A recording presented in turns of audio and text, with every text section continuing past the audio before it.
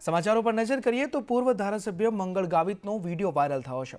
ભાજપ વિરુદ્ધ પૂર્વ ધારાસભ્યના આક્રમક તેવર જોવા મળી રહ્યા છે। વિજયભાઈનો ભાઈ સુનિલભાઈ છે તો મનરેગામાં 8% ને 10% ને એવું છે તો લે છે। ત્યારે એ લોકો કહેતા હતા કે મંગળ પાસે શું સાબિતી છે એના પર અમે માનહાનિનો દાવો કરશું। મને માનહાનિનો દાવો નહીં, મને જેલમાં લઈ જશે તો પણ હું છે તો એ લોકોની સામે છે તો લડવા માટે તૈયાર છું। મારી પાસે પુરાવા છે। કોની પાસે 8% લીધા છે, કોની પાસે 10% લીધા છે, એ પુરાવા છે। પુરાવા વગર હું કોઈ લડતો નથી। મનરેગામાં કોણ ભ્રષ્ટાચાર કરે છે, કોણ શું કરે છે, તે આ વિસ્તારમાં મિની ધારાસભ્ય રતિલાલ અને કાંતિલાલ એ લોકો શું ભ્રષ્ટાચાર નથી કરતા? કોંગ્રેસમાં જોડાયા બાદ મહેશ વસાવાની પ્રતિક્રિયા સામે આવી છે। મનસુખ વસાવાને જીતાડવા ભાજપમાં જોડાયો હતો। ચૈતર વસાવાએ પીએ તરીકે સાથે રહી ગદ્દારી કરી। ચૈતર વસાવા પર ઘણા બધા ગુનાઓ છે। ચૈતર વસાવાએ આદિવાસી સમાજને તોડવાનું કામ કર્યું છે। ચૈતરે લોકોને ડરાવી પૈસા પડાવવાનું કામ કરે છે તેવું પણ તેમના દ્વારા કહેવામાં આવ્યું છે।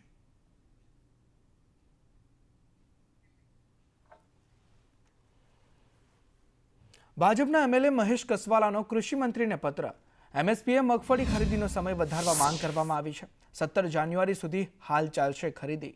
નવેમ્બર મહિના સુધી કમોસમી વરસાદ હતો। સમયસર વાવણી ન થતા પાક તૈયાર થવામાં વિલંબ થયો છે। વિગતો એવી પણ ધ્યાનમાં આવી છે કે આ ખરીદી જે છે 17 તારીખ સુધી 17 જાન્યુઆરી સુધીની એમની સમય મર્યાદા છે। પરંતુ કેટલાક સંજોગોમાં કમોસમી વરસાદને કારણે, ગોડાઉનનું મેપિંગ સમયસર ન થવાને કારણે અથવા તો પરિવહન વ્યવસ્થામાં ક્યાંક વિલંબ થવાને કારણે ખેડૂતોની મગફળી એ 100% સમય મર્યાદામાં ન ખરીદાઈ શકે તેવા સંજોગો જ્યારે ઊભા થયા છે, ત્યારે હું રાજ્ય સરકારને વિનંતી કરું છું કે આ સમય મર્યાદામાં વધારો કરે, જેના કારણે 100% રજીસ્ટર થયેલા ખેડૂતોની મગફળી રાજ્ય સરકાર ટેકાના ભાવે ખરીદી શકે। આ તરફ આદિવાસી સમાજ દ્વારા આજે મોરબી કલેક્ટરને આવેદન આપવામાં આવ્યું। કમોસમી વરસાદના કારણે પાક નુકસાનીમાં ખેડૂતોની સાથે ભાગ્યાઓને પણ સહાય આપવામાં આવે। ભગવાન બિરસા મુંડાની પ્રતિમા જાહેર માર્ગ પર મૂકવામાં આવે।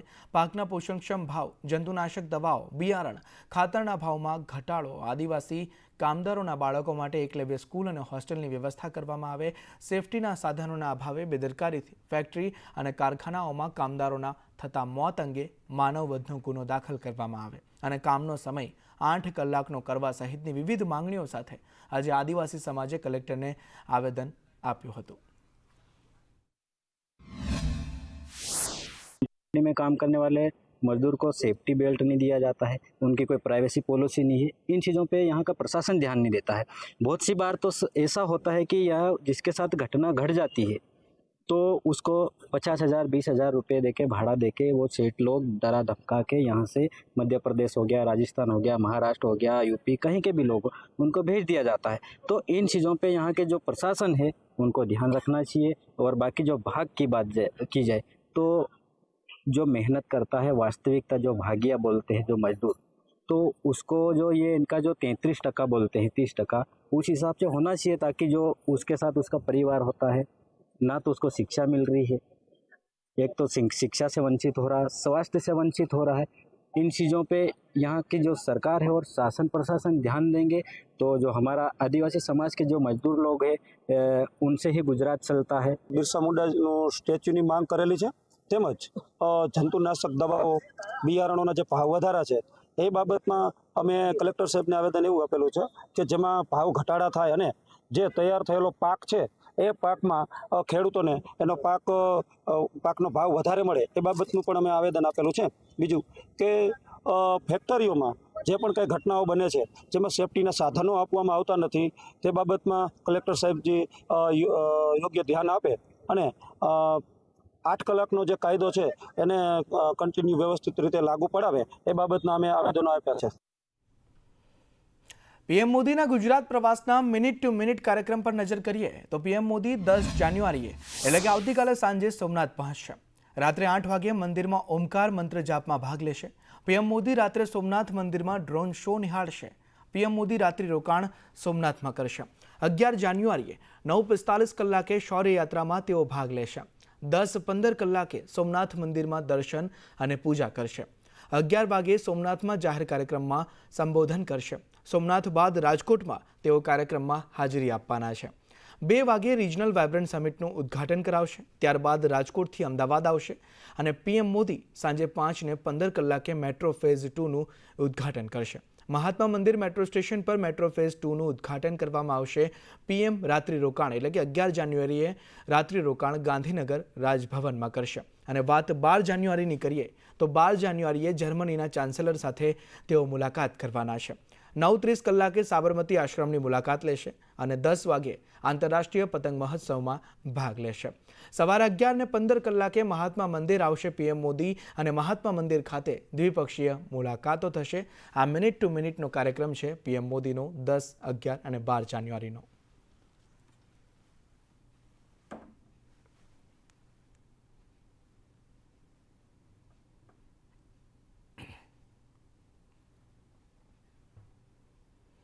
આ તરફ ગીર સોમનાથમાં ઐતિહાસિક સ્વાભિમાન પર્વની ઉજવણી. સોમનાથ સ્વાભિમાન પર્વમાં સાધુ સંતો જોડાયા.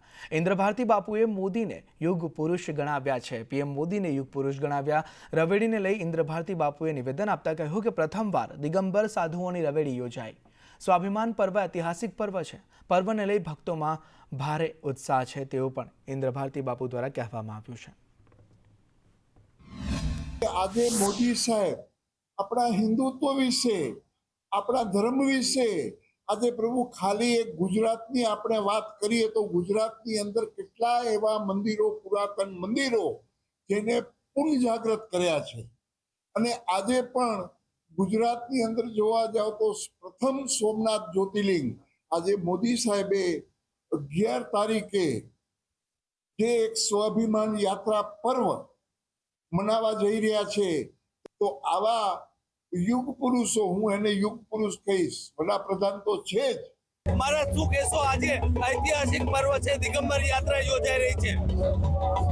આજે અખાડાઓ દ્વારા સોમનાથની અંદર જે સનાતન ધર્મનો ભારત વર્ષનો આપણો હૃદય છે, આત્મા, એનો જ્યારે જીર્ણોદ્ધારને, નવનિર્માણને 75 વર્ષ પૂર્ણ થાય છે સમયે સરકાર, ગુજરાત સરકાર શ્રી દ્વારા વિશેષ પ્રકારના કાર્યક્રમો રાખવામાં આવ્યા છે. એની અંદર સાધુ સંતો પણ આવો જ્યારે સોમનાથ મહાદેવ મંદિરનું ભવ્યથી ભવ્ય નિર્માણ પછીની 75મી વર્ષગાંઠ ઉદ્ભવતી હોય તો કેમ પાછળ રહી સનાતન ધર્મના તમામ સાધુ સંતો ફળ દર્શન હજારોની સંખ્યામાં આ મહોત્સવમાં ભાગ લેવા માટે આવી પહોંચ્યા છે. અને અમારા અખાડા પરંપરાની જેમ કોમની અંદર શાહી સવારી નીકળે છે, રવાડી નીકળે છે, એવી જ રીતે આજે સોમનાથની અંદર દિગંબરો દ્વારા આ રવાડી નીકળી રહી છે. રાકેશ આહિર, સંદેશ ન્યૂઝ, ગીર સોમનાથ. તો પીએમ મોદીએ ગુજરાત પ્રવાસને લઈ પોસ્ટ કરી છે. પીએમ મોદીએ 10 જાન્યુઆરીએ એટલે કે આવતીકાલે સાંજે સોમનાથ પહોંચવાના છે. રાત્રે 8 વાગે મંદિરમાં ઓમકાર મંત્ર જાપમાં તેઓ ભાગ લેશે. પીએમ મોદી રાત્રે સોમનાથ મંદિરમાં ડ્રોન શો નિહાળશે. પીએમ મોદી રાત્રે રોકાણ પણ સોમનાથમાં કરશે. 11 જાન્યુઆરીએ 9:45 કલાકે શૌર્ય યાત્રામાં ભાગ લેશે. 10:15 કલાકે સોમનાથ મંદિરમાં દર્શન અને પૂજા કરશે. 11 કલાકે સોમનાથમાં જાહેર કાર્યક્રમમાં સંબોધન કરવાના છે. તેને લઈ પીએમ મોદીએ પોસ્ટ કરી છે.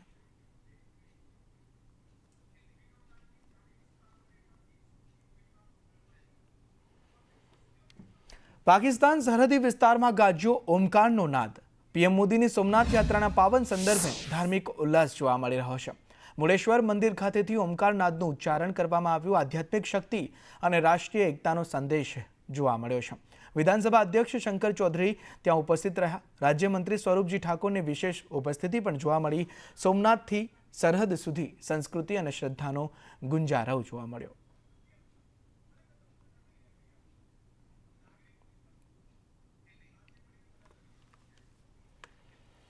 આ તરફ સુરતથી વેરાવળ સ્પેશિયલ ટ્રેનને ફ્લેગ ઓફ અપાયું છે. કેન્દ્રીય મંત્રી CR પાટીલે ફ્લેગ ઓફ આપ્યું છે. 1200 શ્રદ્ધાળુઓ સોમનાથ દર્શન માટે રવાના થયા. 8 થી 11 જાન્યુઆરી સોમનાથ સ્વાભિમાન પર્વ છે. પીએમ મોદી 10મીએ સોમનાથ પહોંચશે. સ્વાભિમાન પર્વને લઈ CR પાટીલે કહ્યું કે ગઝનીએ સોમનાથ મંદિર પર હુમલો કર્યો હતો. 2026માં આ ઘટનાને 1000 વર્ષ પૂર્ણ થયા. હુમલો સનાતન ધર્મ પર કરાયો હતો. લોકોમાં સનાતન હિન્દુ ધર્મની આસ્થા ટકી સોમનાથ મંદિરનું અસલ સ્વરૂપમાં નિર્માણ થવું છે તેવું પણ CR પાટીલ દ્વારા કહેવામાં આવ્યું છે. છો કે અત્યારે સૌ નાની ઉંમરનાથી લઈને મોટી ઉંમરનાથી લઈને વૃદ્ધો પણ અત્યારે અમારી સાથે છે અને બહુ મોટું સૌભાગ્ય છે કે આજના દિવસ આપણે 1000 વર્ષ પૂરા થયા જે આપણે સોમનાથનો ઇતિહાસ છે તે પછી આજે આપણે એક સ્વાભિમાન પર્વ મનાવી રહ્યા છીએ. 1000 વર્ષના જે પૂર્ણ થયા છે કાર્યમાં જઈ રહ્યા તો ખૂબ આનંદ અને ઉલ્લાસથી અમે જઈ રહ્યા છે. જય જય સોમનાથ. મળીને 1000 વર્ષ પૂર્ણ થયા છે સોમનાથ દાદાની, તો તે નિમિત્તે અમે બધા દર્શન કરવા માટે જઈ રહ્યા છીએ. ત્યાં આજે સોમનાથ દાદાનો મહાપર્વ ઉજવાઈ રહ્યો છે. અમને બહુ ખુશી થાય છે કે અમે આના લાભાર્થી થશું. ગઈકાલે પણ સુરતમાંથી 1400 લોકો ગયા હતા. આજે પણ 700 લોકો સુરતમાંથી અને 700 લોકો ભરૂચમાંથી જઈ રહ્યા છે. આવતીકાલે પણ વલસાડમાંથી 1400 લોકો જશે અને એ રીતે 1000 વર્ષ પહેલાં થયેલા હુમલોને વખાડી કાઢીને જે આશા અને ધર્મનો વિજય થયો છે એ બળવત્તર કરવા માટે આજે લોકો પોતાની હાજરી ત્યાં પુરાવી રહ્યા છે. મુખ્યમંત્રી ભૂપેન્દ્ર પટેલે શામળાજીના દર્શન કર્યા. સીએમ શામળાજી મહોત્સવના સમાપનમાં હાજર રહ્યા. 8 અને 9 જાન્યુઆરીએ શામળાજી મહોત્સવ ઉજવાયો. સીએમના હસ્તે 167.85 કરોડના વિકાસ કાર્યોનું લોકાર્પણ કરવામાં આવ્યું છે. શામળાજી મંદિરમાં મોટી સંખ્યામાં ભક્તો ઉમટી પડ્યા હતા.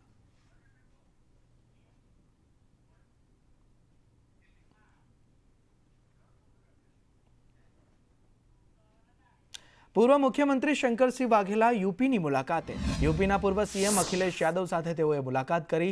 યુપીની આગામી ચૂંટણીઓને લઈ આ મુલાકાત કરવામાં આવી છે. ઉત્તર પ્રદેશની રાજકીય સ્થિતિ અને રોડ મેપ પર પણ ચર્ચા કરવામાં આવી છે. શંકરસિંહ અને અખિલેશ યાદવ વચ્ચે બેઠકથી એક ખળભળાટ પણ મચ્યો છે.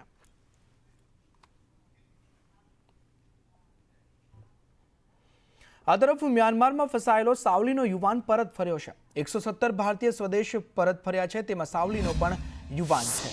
સાવલીના ગુંજન શાહને પણ બંધક બનાવાયો હતો. ગુંજન શાહની સંદેશ ન્યૂઝ સાથે ખાસ વાતચીત. તેમાં ડેટા એન્ટ્રીની નોકરી માટે લાલચ આપી હતી તેવું ગુંજન શાહે કહ્યું છે.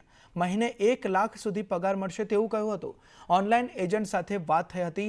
અમને થાઇલેન્ડમાં નોકરીનું કહ્યું અને થાઇલેન્ડ બોર્ડરથી મ્યાનમારમાં ઘુસાડ્યા. મ્યાનમારની જેલમાં બંધક બનાવી દેવામાં આવ્યા. ભારત સરકારનો અમે આભાર માનીએ છીએ. હજુ પણ ઘણા ભારતીય ત્યાં ફસાયેલા છે.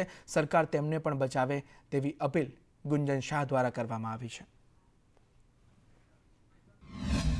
નોકરીની શું લાલચ આપીને બોલાય? નોકરીમાં તો એ લોકોએ કીધું કે 75,000 નહીંતર 1 લાખ જેટલા તમને દર મહિને સેલેરી પૂરી પાડવામાં આવશે અને બસ એવી રીતેની જ લાલચ આપી હતી. અને કયું કામ કરવાનું? ડેટા એન્ટ્રીનું કામ કીધું કે ઓનલાઈન તમારે ડેટા એન્ટ્રી રહેશે અને ફિલ્ડ વર્ક રહેશે. અને સંપર્ક કેવી રીતે થયો હતો? સંપર્ક ડાયરેક્ટ ઓનલાઈન થયો હતો, ટેલિગ્રામ વડે ને એવી રીતે. અને તમને ક્યાં લઈ જવાના હતા નોકરી માટે? થાઇલેન્ડ લઈ જવાના હતા. અને પછી ક્યાં લઈ ગયા? અહીંયાથી અમને થાઇલેન્ડથી જે એની બોર્ડર છે થાઇલેન્ડની, અહીંયાથી ડમકીના માધ્યમે બીજી મ્યાનમારની કન્ટ્રીમાં લઈ ગયા હતા. તમને મારવામાં આવ્યા છે, ટોર્ચર કરવામાં આવ્યા? ના, મારી જોડે નથી થયું પણ બીજા લોકો જોડે એવું વસ્તુ કેમ કરે છે લોકો? હા, હવે એ આપણને ખબર નથી. એ જે છે બધું ચાઇનીઝ હેન્ડલિંગ કરી રહ્યા છે. કેમેરા પર્સન નિકેશ વડન સાથે કુણાલ શર્મા, સંદેશ ન્યૂઝ, વડોદરા. આ તરફ સુરતમાં પાટીદાર અગ્રણી રીત રિવાજને લઈ મેદાને આવ્યા છે. મધુર સાવાણીએ સોશિયલ મીડિયામાં પોસ્ટ મૂકી. પોસ્ટ કરીને રીત રિવાજ માટે સમાજનો પ્રતિભાવ માંગ્યો. સોશિયલ મીડિયા પર બંધારણ મુદ્દે લોકોનું સમર્થન માંગ્યું. રજિસ્ટ્રેશન આધારે બંધારણનો નિર્ણય લેવાશે તેવું તેમના દ્વારા કહેવામાં આવ્યું છે. તો રોજે રીત રિવાજના નવા ખર્ચ વધતા જાય અને એમાં એટલો સોનાનો ભાવ, એટલે જાગૃત લોકો ચિંતિત હોય છે. એટલે અમને જ્યારે મળે છે ત્યારે એમ કહે છે કે અન્ય જ્ઞાતિ સમાજો રીત રિવાજ કંટ્રોલ કરવા માટે નિયમો બનાવે છે, બંધારણ સમાજના નક્કી કરે છે. તો આ બહોળો પાટીદાર સમાજે પણ આ કરવું પડે. એટલે એને ધ્યાનમાં રાખીને અમે આજે એક લિંક મૂકી છે અને અમારો વિડીયો મૂક્યો છે. આખા ગુજરાતના પાટીદાર સમાજને વિનંતી કરી છે કે તમે રીત રિવાજ ઘટાડવા માટે બંધારણ બનાવવા માંગતા હો તો તમારું નામ લખો, એડ્રેસ લખો અને ફોન નંબર લખો. ગાંધીનગર જિલ્લામાં જે રીતે ટાઇફોઇડ અને પાણીજન્ય રોગચાળો ફેલાઈ રહ્યો છે તેમાં દહેગામ તાલુકાના સુજાના મુવાડા ગામમાં એક 8 વર્ષના નિર્દોષ બાળકનું શંકાસ્પદ મોત નિપજતા સમગ્ર પંથકમાં માતમ છવાઈ ગયો છે. આ ઘટનાની ગંભીરતાને જોતા રિજિયોનલ પ્રાદેશિક કમિશનર અને જિલ્લા આરોગ્ય વિભાગનો કાફલો દહેગામ દોડી આવ્યો હતો. શંકાસ્પદ મોત પાછળ દૂષિત પાણી જવાબદાર હોવાની આશંકા વ્યક્ત કરવામાં આવી રહી છે, જેના પગલે નગરપાલિકા દ્વારા શહેરના તમામ વિસ્તારોમાં તાત્કાલિક અસરથી સુપર ક્લોરિનેશન વાળું પાણી પણ પૂરું પાડવા માટે કડક સૂચનાઓ આપી દેવામાં આવી છે અને આરોગ્ય તંત્રએ મહાસર્વે શરૂ કરી દીધો છે. ગ્રામીણ શહેરી વિસ્તારમાં ટાઇફોઇડના 2 શંકાસ્પદ કેસ મળી આવ્યા હતા. તેના ભાગરૂપે અમારા જે RCM સાહેબશ્રી છે એમણે પણ સરપ્રાઇઝ વિઝિટ કરી હતી. તેમના દ્વારા પાણી ક્લોરિનેશન યુક્ત આપવામાં આવે છે કે નહીં તેની પણ ચકાસણી કરવામાં આવી હતી. પાણી સુપર ક્લોરિનેશન યુક્ત જ આપવામાં આવે છે અને જે 2 શંકાસ્પદ કેસ હતા તે પણ નેગેટિવ છે. તે સિવાય આરોગ્ય વિભાગ દ્વારા હાલ સુધીમાં 8,535 ઘરોનો સર્વે કરવામાં આવ્યો છે. સુરતમાં મહાનગરપાલિકાની મોટી કાર્યવાહી. ગંદકી વચ્ચે બનતી પાણીપુરી પર કાર્યવાહી કરવામાં આવી છે. અલથાણ વિસ્તારમાં આરોગ્ય વિભાગે દરોડા પાડ્યા. દરોડા પાડી અખાદ્ય ચીજવસ્તુઓનો નાશ કરવામાં આવ્યો. રોડ પર પાણીપુરીના સ્ટોલ પર પણ ચેકિંગ હાથ ધરવામાં આવ્યું અને જે અખાદ્ય જથ્થો છે તેનો નાશ મહાનગરપાલિકા દ્વારા કરવામાં આવ્યો છે.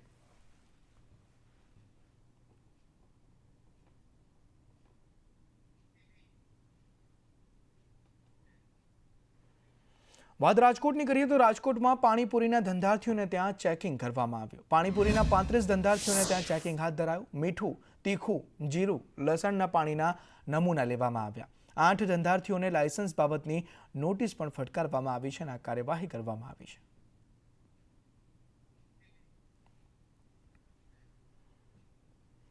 પીજીવીસીએલે હળવદ ગ્રામ્ય વિસ્તારમાં ચેકિંગ કર્યું છે. પીજીવીસીએલ દ્વારા આ ચેકિંગ કરવામાં આવ્યું. હળવદના જે ગ્રામ્ય વિસ્તાર છે ત્યાં ચેકિંગ હાથ ધરવામાં આવ્યું હતું. 45 લાખની વીજ ચોરી ઝડપાઈ છે. ઘનશ્યામપુર, કોઈબા, અજીતગઢમાં વીજ ચેકિંગ કરવામાં આવ્યું. માયાપુર, ખેતરડી, રાતાભેર સહિતના ગામમાં પણ ચેકિંગ હાથ ધરાયું હતું. 34 ટીમોનું 63 રહેણાંક મકાનમાં ચેકિંગ જોવા મળ્યું છે. કુલ 45 લાખની વીજ ચોરી તેમાં ઝડપાઈ છે.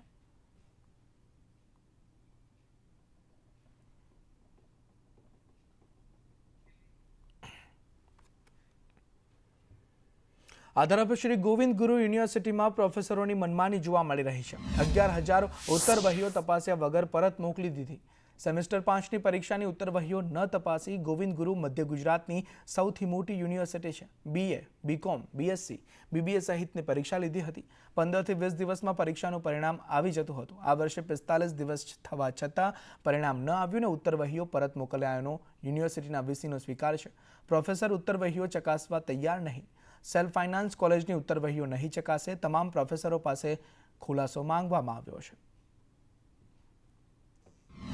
એ અમારા આચાર્યની મિટિંગમાં ચર્ચા થઈ તો એમાં 1-2 અધ્યાપકોએ એવો મત વ્યક્ત કર્યો હતો કે ભાઈ સેલ્ફ ફાઇનાન્સ કોલેજીસ પાસે પૂરતા લાયકાત ધરાવતા અધ્યાપકો હોતા નથી. એના કારણે એ લોકોની જે ઉત્તરવહીનું ભારણ અમારા ઉપર આવે છે. એટલે મને લાગે છે કે કદાચ એવું બને કે અધ્યાપકે પોતે ઘણી બધી સપ્લિમેન્ટરી તપાસી હોય અને પછી એને આ વધારાનું કામ લાગ્યું હોય એવી એક પ્રાથમિક શક્યતા છે. અને બીજી શક્યતા એવી છે કે કદાચ કોઈ લીવ પર હોય સંજોગો વસાત. પણ અમે અધ્યાપકોની પાસેથી આ કારણ જાણવાનો પ્રયાસ ચોક્કસ કરવાના છીએ કે ભાઈ તમે એનું સાચું કારણ શું છે. અમદાવાદમાં મહાનગરપાલિકા દ્વારા એક નવું તૂત ઊભું કરવામાં આવ્યું છે. મહાનગરપાલિકા હવે શહેરીજનોને બળજબરીથી ક્લોરીનવાળું પાણી પીવડાવવાનો નિર્ણય કરી રહી છે. જી હા, અમદાવાદ મ્યુનિસિપલ કોર્પોરેશન દ્વારા એક વિચિત્ર ફતવો બહાર પાડવામાં આવ્યો છે, જેમાં વોટર જગ સપ્લાય કરનારા તમામ પ્લાન્ટ્સમાં ક્લોરીન ડક લગાવવું ફરજિયાત કરી દેવાયું છે. મહાનગરપાલિકાના નિર્ણય મુજબ વોટર જગમાં પાણી પ્યુરિફાય થયા બાદ જ્યારે તે જગમાં ભરવામાં આવે ત્યારે તે જગ્યા પર ક્લોરીન ડક લગાવવાનું રહેશે, જેથી દરેક જગમાં ક્લોરીનવાળું જ પાણી જાય. આ નિર્ણયથી અનેક સવાલો ઉઠી રહ્યા છે, કારણ કે એક તરફ લોકો ઘરે લાખો રૂપિયાના ફિલ્ટર લગાવીને ક્લોરીન ફ્રી પાણી પીવાનો આગ્રહ રાખે છે, ત્યારે મનપા હવે જનતા પર ક્લોરીન થોપી રહી છે. શહેરની વસ્તી આજે 70 લાખને પાર કરી ગઈ છે, પરંતુ આશ્ચર્યની વાત એ છે કે મહાનગરપાલિકાના ચોપડે પાણીના સપ્લાયર્સ માત્ર 170 જ નોંધાયેલા છે. તો શું બાકીના હજારો ગેરકાયદે પ્લાન્ટ સામે તંત્ર આંખ આડા કાન કરી રહ્યું છે? બીજો મોટો સવાલ એ છે કે આ નિયમ માત્ર લૂઝ પાણી વેચતા જગ સપ્લાયર્સ માટે જ કેમ? પેક વોટર બોટલ બનાવતી મોટી કંપનીઓ માટે આ નિયમ કેમ નથી? શું મહાનગરપાલિકા એવું માને છે કે વોટર બોટલનું પાણી આપોઆપ શુદ્ધ જ હોય છે? આજના દિવસે મુખ્યત્વે જે પાણીના જગ સપ્લાય થતું હોય છે એ પાણીમાં યુઝ્યુઅલી પ્યોરિફિકેશનની કામગીરી કરવામાં આવતી હોય છે. એટલે કે RO સિસ્ટમ અથવા અધર પ્યોરિફાયર છે એ પ્યોરિફાય કરીને પાણીનું ડિસ્ટ્રીબ્યુશન થતું હોય છે. આજે સ્ટેન્ડિંગ કમિટીમાં તેમજ મ્યુનિસિપલ કમિશનર સાહેબની અધ્યક્ષતાને જે પણ પાણી પ્યોરિફાય થઈને આવે છે ત્યારબાદ તેની અંદર ક્લોરિન એડ કરવામાં આવે, આ પાણીનું ક્લોરિનેશન કરવામાં આવે અને ત્યારબાદ પાણીના જગમાં પાણી ભરવામાં આવે તે પ્રકારનો એક નિર્ણય લેવામાં આવેલો છે. સુરતના અડાજણમાં મેટ્રોની કામગીરીનો વિરોધ કરવામાં આવ્યો. બદ્રીનારાયણ મંદિરની પાસે મેટ્રોનું કામ ચાલે છે. ભવિષ્યમાં થનારી ટ્રાફિકની સમસ્યાને લઈ આ રજૂઆત કરવામાં આવી છે. લોકોએ સાંસદ મુકેશ દલાલને રજૂઆત કરી. સાંસદે સમસ્યાના નિરાકરણની ખાતરી આપી. મેટ્રોના અધિકારીઓએ નકશો રજૂ કર્યો. મેટ્રોના અધિકારીઓએ લોકોને ચાર્ટ દ્વારા સમજણ આપી છે. મેટ્રોમાં એસ્કેલેટર અને દાદરની જગ્યા અલગથી રાખવામાં આવી છે. એટલે અમારી સ્પષ્ટ રજૂઆત છે કે મંદિરમાં વાહનો ઇમરજન્સી વ્હીકલ જઈ શકે અને સરળતાથી જઈ શકે, તો જેથી કોઈ પણ પ્રકારની દુર્ઘટના ન બને, ફાયરને લગતી કોઈ દુર્ઘટના ન બને, એને માટે અમે સ્પષ્ટ રજૂઆત કરી છે. સાંસદશ્રીએ પ્રેક્ટિકલ કીધું છે કે આ વસ્તુ પ્રેક્ટિકલ ડેમો આપીને તમને તમારી સમસ્યાનું નિરાકરણ કરીશું.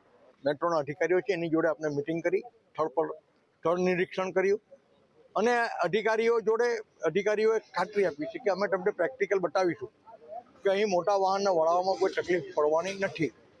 બીજે તમારા જે પણ કંઈક પ્રશ્નો હશે એની આપણે બેસીને એના ડિઝાઇનમાં આપણે ચર્ચા કરીશું અને આપણે જે પણ કંઈક સમસ્યા હશે એનો ઉકેલ કરીશું. બેટી બચાવો બેટી પઢાઓ, ભણવા જવા માટે પુલ બનાવો. પુલનું 3 વર્ષ પહેલા ખાતમુહૂર્ત કર્યું હતું. એ નેતાઓ ક્યાં છે? આ પ્રશ્નો છે અમીરગઢ તાલુકાના કાંકવાડા ગામના ગ્રામજનોના. કાંકવાડાથી પસાર થતી બનાસ નદી પરનો બ્રિજ નેતાઓ માટે મત મેળવવાનો માર્ગ બની ગયો છે. ચૂંટણી આવે એટલે નેતાઓ ખાતમુહૂર્ત માટે આવી જાય છે. 1-2 વાર નહીં પરંતુ 4 વખત બ્રિજનું ખાતમુહૂર્ત કરવામાં આવ્યું, પણ કામગીરી હજુ સુધી શરૂ નથી થઈ. હાલ કડકડતી ઠંડીમાં પણ બાળકો અને ગ્રામજનો નદીમાંથી પસાર થવા મજબૂર છે. નદીમાં પાણીનો પ્રવાહ વધી જાય તો બાળકો શાળાએ જઈ શકતા નથી. પશુપાલકો, ગ્રામજનોને 10 કિલોમીટર ફરીને સામે પાર જવું પડે છે. 10 જેટલા ગામના લોકો હાલાકી ભોગવી રહ્યા છે.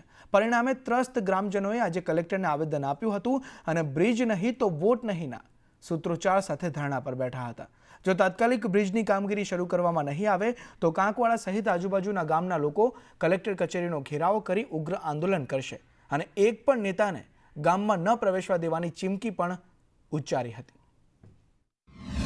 2022ના વિધાનસભા ઇલેક્શન વખતે અમીરગઢ તાલુકાના કાંકવાડા ગામના સહિત 5 થી 6 ગામડાઓના લોકોને ભેગા મળી અને ત્યાં ભારતીય જનતા પાર્ટીના જિલ્લા પ્રમુખને તેમના તાલુકાના કાર્યકર્તાઓ સહિત ત્યાં નદીની અંદર પુલ બનાવવા માટેને વચન આપીને ત્યાં ખાતમુહૂર્ત કર્યું હતું.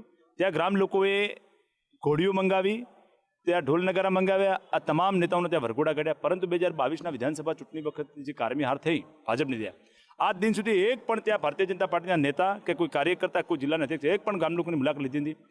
જ્યારે નદીની અંદર પૂર આવે છે ત્યારે અમારા ત્યાંના દીકરા દીકરીઓ ભણવા અર્થે પોતાના જીવના જોખમે ભણવા માટે જતા હોય છે. અને આજે પણ શિયાળની કડકડતી ઠંડીની અંદર આ પણ બાળકો આજે 60 થી 70 થી વધારે બાળકો 5 થી 6 ગામના બાળકો કાંકવાડા સહિત અમીરગઢ ગામની અંદર ભણવા માટે જાય છે. આવી કડકડતી ઠંડીમાં ત્યારે ઠંડા પાણીઓ ખૂબ વહેણ વહે છે. આના કારણે બાળકો બીમાર પણ થતા હોય છે. અમે લગભગ 70 થી 75% વસ્તી ગામની નદી પાર રહે છે અને અમારે નાના બાળકોને આ એક મુશ્કેલીઓ પડે છે ભણવામાં અવર જવરમાં. ઊંડું પાણી હોય તો અમે મુશ્કેલીમાં મેલાઈ જાય છે કે વાલીઓ મુશ્કેલી મેલાય છે. ફરીમાં આવે તો 15 થી 16 કિલોમીટર અમારે ફરીને આવવું પડે. વરસાદના સમયે બાળકોથી અમે લઈને જતા અમને ડર લાગે છે. પશુપાલનને કોઈ દૂધ ભરવામાં ડર લાગે છે. કોઈ દર્દી બીમાર હોય તો અમે જઈ શકતા નથી. તો અમારા કેટલાય વર્ષથી પુલની માગ હતી. 2022ની સાલની અંદર 4 વખત ખાતમુહૂર્ત કર્યા. એનો કોઈ મૂર્તનો આ જો પાર નથી આવ્યો. મંડપ બોજા અમે ભોજન સમારંભ કર્યું, ઢોલેણી વગાડ્યા, ખૂબ આનંદ મને આવ્યો. પણ આ દાડા સુધી ચહેરા મૂર્ત કરવાવાળા કોઈ મને નજરમાં નથી આવતા. અમે નદીમાંથી જાય તો મને ડર લાગે છે. અમે વહેલા જાય તો અમે ઠરી જાય તો અમે મદાથી જાય છે. તમે પુલ બનાવો તો અમે જઈ શકીએ. આજે કેમ આવ્યો? આજે પુલ બનાવો. આજે સ્કૂલમાં ગયા હતા? ના, રજા પાડીને આવ્યા છે. શું માંગે તમારી? શું ઈચ્છો? પુલના. બગદાણાના નવનીત બાલદિયા પર થયેલા જીવલેણ હુમલાના પડઘા હવે આખા ગુજરાતમાં ગુંજી રહ્યા છે. આ માત્ર એક હુમલો નથી પણ સમાજના આક્રોશનો જ્વાળામુખી છે. જ્યારે જે રસ્તા પર ઉતરી આવ્યો છે, તળાજા હોય, લાઠી હોય કે લીંબડી, દરેક જગ્યાએ એક જ ગુંજ છે. સૌપ્રથમ વાત કરીએ તળાજાની. જ્યાં તળપદા અને ઠાકોર સમાજના અગ્રણીઓએ એસઆઈટી નહીં પણ નિર્લિપ્ત રાયને તપાસ સોંપવા માટે માંગ કરી છે, તો બીજી તરફ આ આક્રોશની આગ લાઠી સુધી પહોંચી છે. કોળી સમાજે પ્રાંત અધિકારીને આવેદનપત્ર આપી હુમલાખોરો સામે જ નહીં પણ તપાસમાં બેદરકારી દાખવનારા પોલીસ અધિકારીઓ સામે પણ કડક કાર્યવાહીની માંગ કરી છે. ઝાલાવાડના પ્રવેશ દ્વાર ગણાતા લીંબડીમાં તો આજે માનવ મહેરામણ ઉમટ્યો હતો. હાઈવેથી લઈને સેવા સદન સુધી નીકળેલી વિશાળ રેલીમાં હજારો લોકો જોડાયા અને મામલતદારને આવેદનપત્ર સોંપ્યું હતું.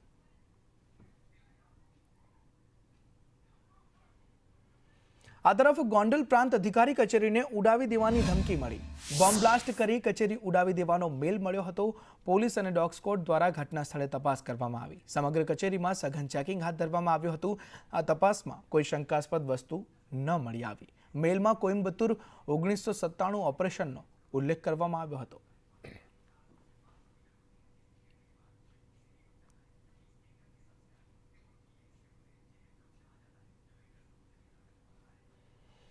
આ તરફ મહીસાગરમાં લૂંટેરી દુલ્હન 2.50 લાખ લઈને રફુચક્કર થઈ ગઈ.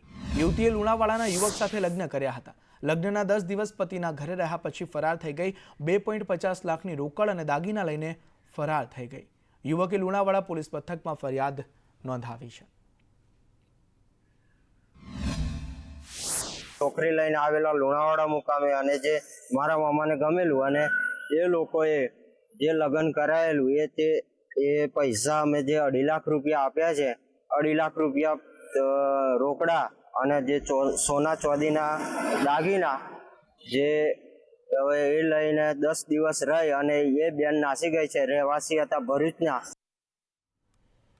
આરટીઓના નામે 14.49 લાખની ઠગાઈ કરનારા ઝડપાયા છે. સુરત ક્રાઇમ બ્રાન્ચે 10 આરોપીઓને ઝડપી પાડ્યા છે. આરોપીઓએ કોઇમ્બતુરના વૃદ્ધને શિકાર બનાવ્યા. સિનિયર સિટીઝનને એપીકે લિંક મોકલી મોબાઈલ હેક કર્યો. મોબાઈલ હેક કરી જુદા જુદા ખાતામાંથી 14.49 લાખ ઉઠાવ્યા. પોલીસે આરોપીઓના 4 દિવસના ટ્રાન્ઝિટ રિમાન્ડ મેળવ્યા છે.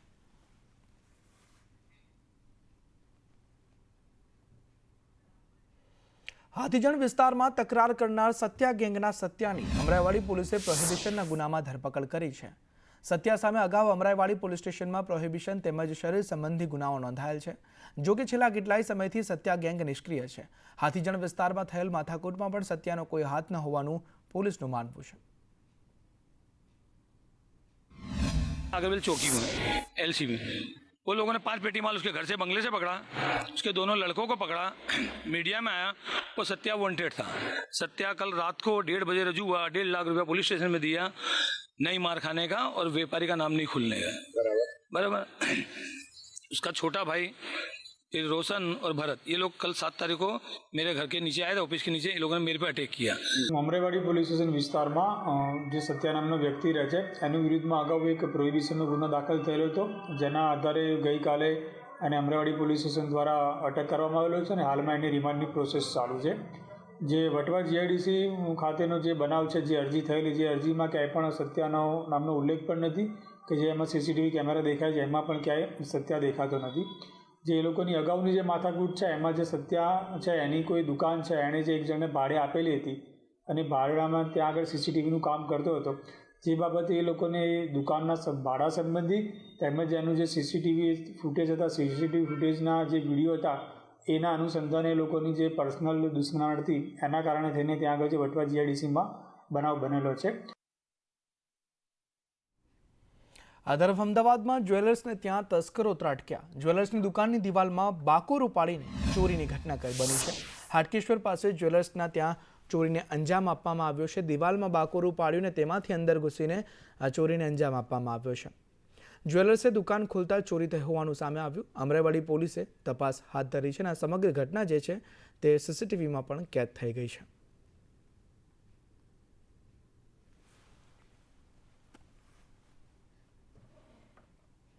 ભાવનગરમાં નકલી નોટો પકડાવવાનો જે કેસ છે તેમાં પોલીસે વધુ 2 લોકોની ધરપકડ કરી લીધી છે. ચંદ્રસિંહ સોલંકી અને વિશાલ વાઘેલાની ધરપકડ કરવામાં આવી.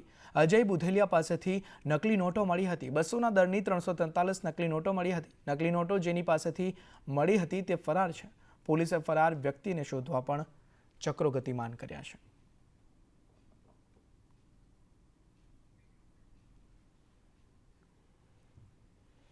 જૂનાગઢમાં કેમિકલ યુક્ત બાયોડીઝલનો જથ્થો ઝડપાયો છે. માળિયાહાટીનામાંથી આ જથ્થો ઝડપાયો છે. 13.69 લાખનો મુદ્દામાલ જપ્ત કરવામાં આવ્યો છે.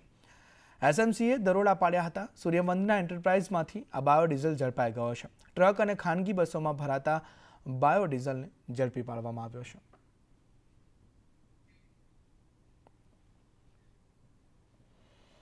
વાત નવસારીની કરીએ તો નવસારીમાં ટ્રેક્ટરના જોખમી સ્ટન્ટનો વિડીયો વાયરલ થયો છે. ટ્રેક્ટર ચાલકે સ્ટેટ હાઈવે ઉપર જોખમી સ્ટન્ટ કર્યા. ચીખલીના ટાંકલ ગામ નજીક ટ્રેક્ટર ચાલકના સ્ટન્ટ જોવા મળ્યા છે. ઓવરલોડ શેરડી ભરી જતા ટ્રેક્ટરના ચાલકે સ્ટન્ટ કર્યા હતા. લોકોના જીવ જોખમમાં મૂક્યા હતા સ્ટન્ટ કરીને.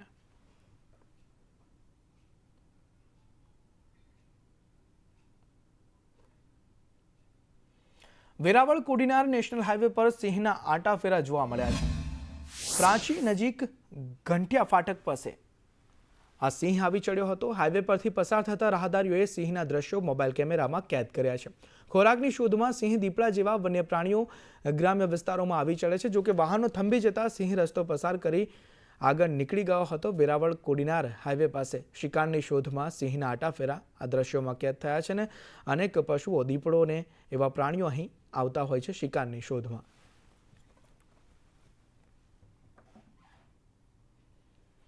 ચાઇનીઝ દોરીના ઉપયોગ પર પ્રતિબંધ મુદ્દે હાઈકોર્ટમાં સુનાવણી થઈ. ગૃહ વિભાગે ગુજરાત હાઈકોર્ટમાં જવાબ રજૂ કર્યો છે.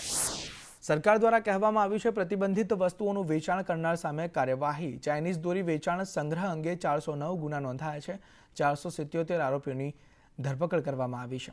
2.67 કરોડના 71,819થી વધુ દોરા અને સામગ્રી જપ્ત કરવામાં આવી છે અને જનજાગૃતિ માટે 342 પબ્લિક મીટિંગ પણ કરવામાં આવી છે અને પ્રતિબંધિત દોરી અંગે ચેકિંગ પણ થઈ રહ્યું છે તેવું સરકાર દ્વારા કહેવામાં આવ્યું છે.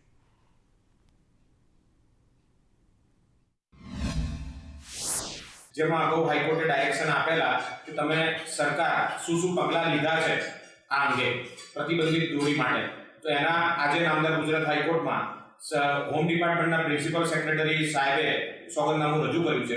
જે સોગંદનામાની વિગતોમાં એવું દર્શાવવામાં આવ્યું છે કે ટોટલ ગુજરાત રાજ્યમાં 409 ગુના નોંધવામાં આવ્યા છે પ્રતિબંધિત દોરીના વેચાણ માટે, માંજા માટેના.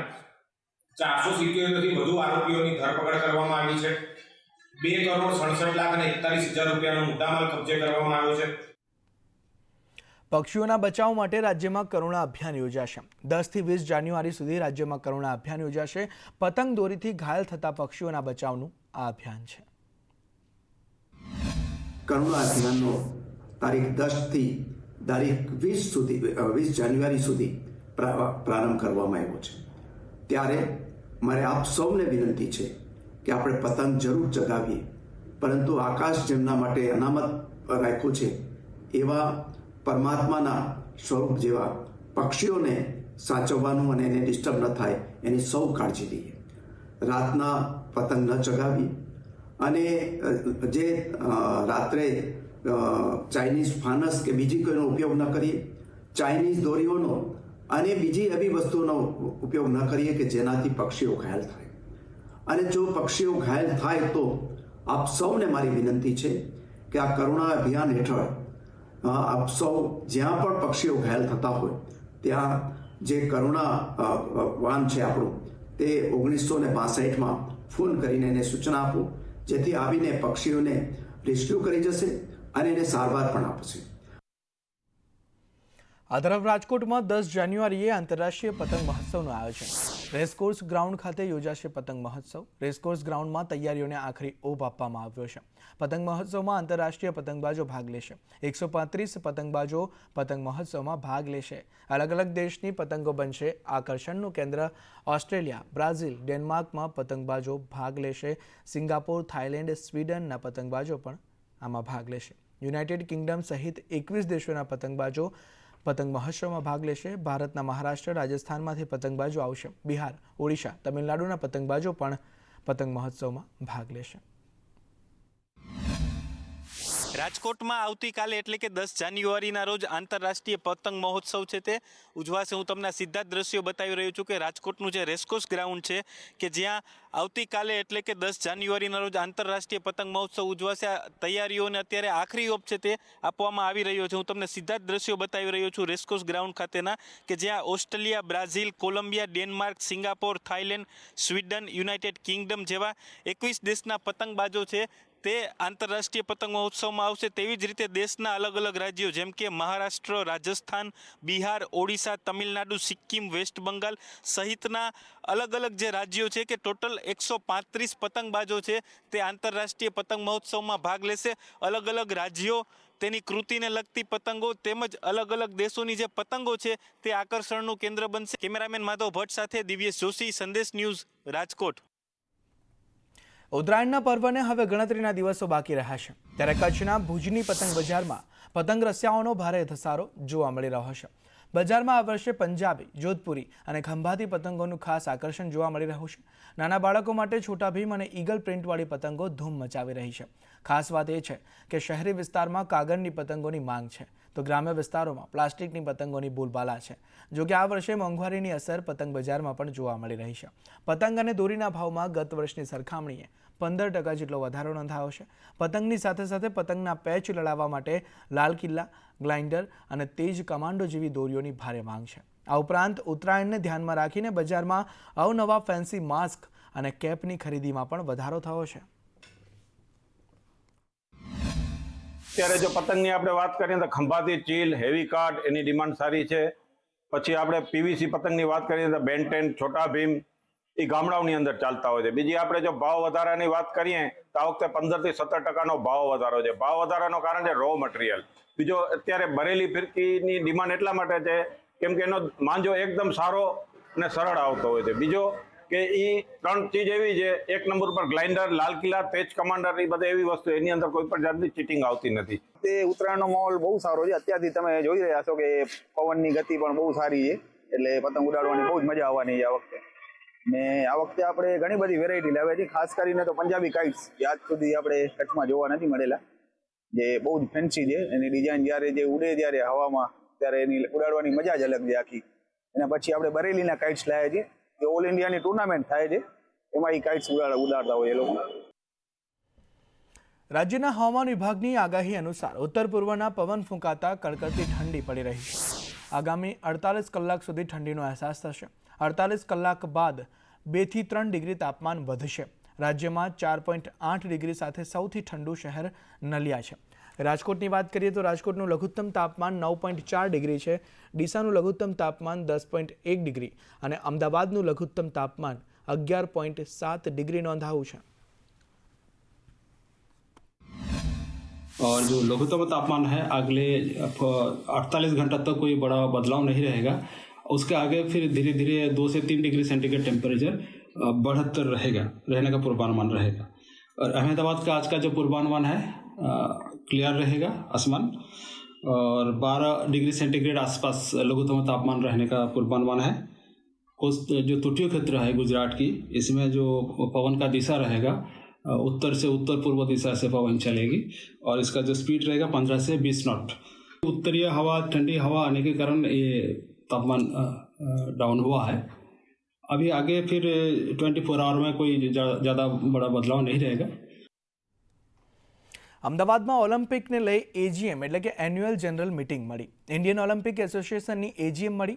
2025-26 માટેની વ્યૂહરચના પર એન્યુઅલ જનરલ મીટિંગમાં ચર્ચા કરવામાં આવી. अहमदाबाद का स्पोर्ट्स फैसिलिटीज़ तो एकदम अच्छा हो रहा है. इधर बहुत कुछ अच्छा हो रहा है. आज हमने और आज हमारा फंक्शन हुआ था, वो इंडोर स्टेडियम कितना अच्छा से कर दिया है. तो ये तो अहमदाबाद तो एकदम स्पोर्ट्स का हब हो जाएंगे. Today it's a very good plan. The government has done showed the good presentation about 2036 Olympics and 30 Commonwealth Games. A very good presentation. According to that, if we go, I'm sure that we'll be able to be in top 10 by this 2036. ગોધરામાં Rajput સંગઠન શતાબ્દી મહોત્સવ ઉજવાયો. રજવાડી વેશમાં રાજપૂત સમાજની ભવ્ય rally નીકળી. મહિલાઓએ bike પર તલવારના કરતબ બતાવ્યા. હાલોલ ધારાસભ્ય જયદ્રથસિંહ પરમાર પણ ત્યાં હાજર રહ્યા. ગોધરા ધારાસભ્ય CK રાહુલજી પણ તેમાં સામેલ થયા. રાજપૂત સમાજની આ ભવ્ય રેલી નીકળી હતી.